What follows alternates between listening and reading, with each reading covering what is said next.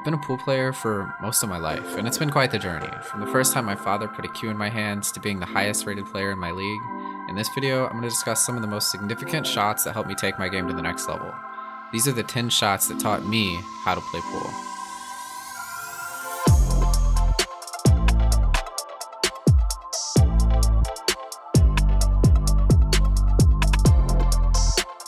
Not even tall enough to see over the edge of the table, my father started teaching me how to play pool at the age of 3, and this was the first shot that he set up for me. This is literally the first shot I ever took at the table. It's quite simple, with just a ball placed in the jaws of the pocket.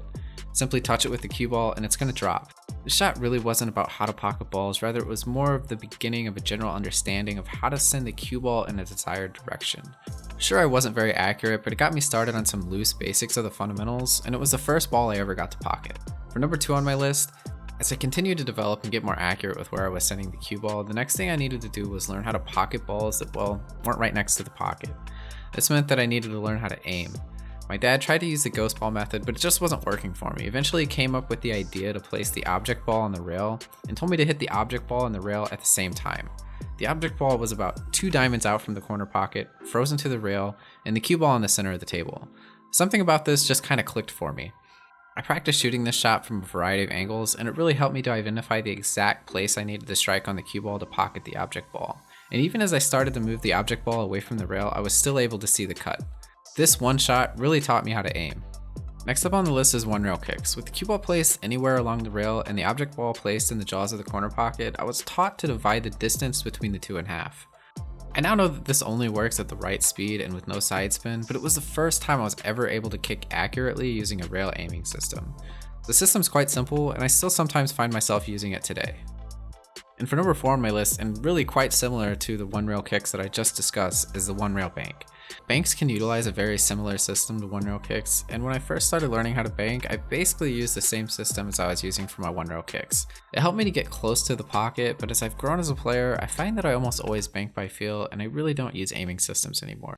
The next shot on my list, and the final shot on this list that my father's going to teach me, is the standard 3 rail kick going from corner pocket to corner pocket.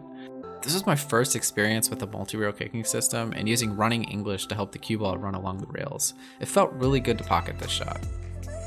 By the age of 7 years old, I had a pretty good understanding of the basics of the fundamentals of the game, how to aim, kick, bank, kick multiple rails, and some of the basics of cue ball control, including draw, follow, and stun shots. But my game would stagnate for the next 15 years or so.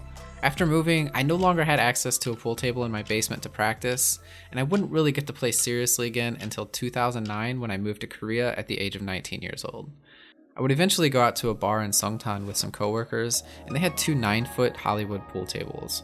Of course I started playing, and it didn't take long for me to catch the attention of one of the local league teams who needed more players. Eventually, while playing in the league, I would meet up with 2 of the top players in the area, and they both kind of took me under their wing. This is undoubtedly where I went from your run-of-the-mill league player to what I would describe as a threat to run out from pretty much anywhere.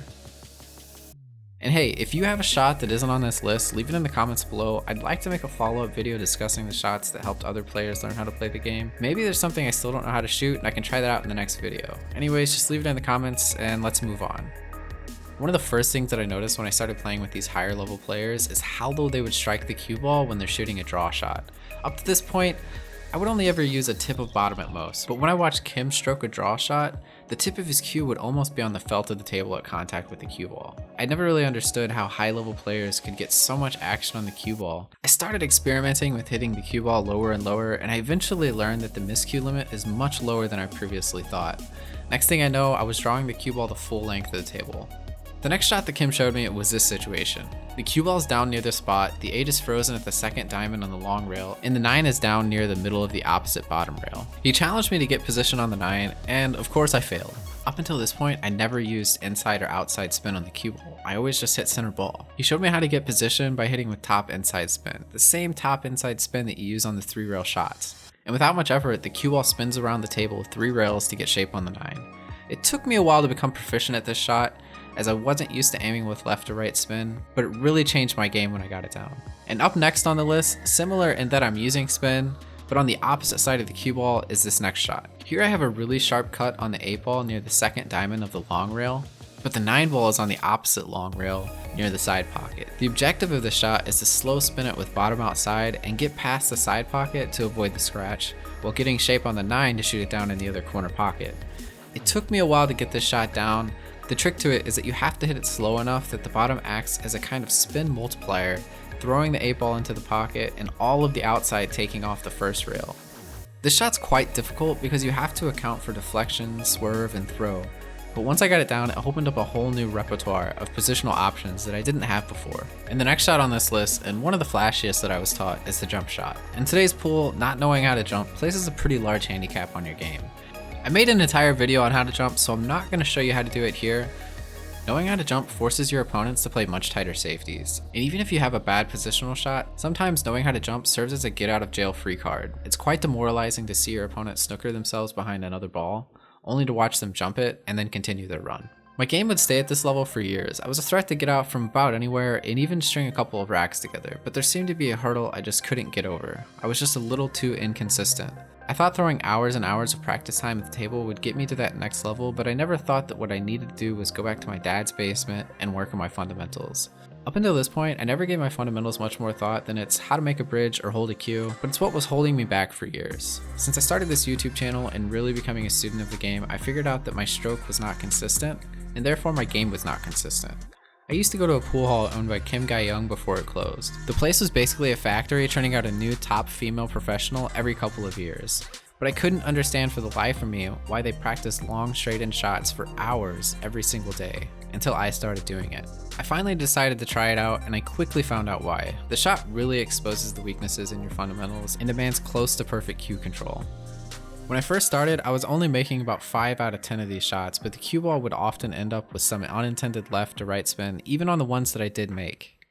This shot helped me begin making small adjustments to my fundamentals, and suddenly all of the unforced errors in my game were beginning to disappear and my game improved rapidly. I highly encourage anybody who really wants to improve their game to shoot 100 of these a day and really analyze each shot. Try to figure out what went wrong every time you miss, and make small incremental improvements to your fundamentals. You'll be surprised at the progress you make and how much your game improves. I also recently just finished a small course on the fundamentals that I wrote, so if you're not sure about anything from stance to shot routine, I'll leave a link below and it's completely free and you don't have to sign up for anything. Anyways, I want to thank you guys all for watching. Be sure to like and subscribe, and I'll see you in the next video.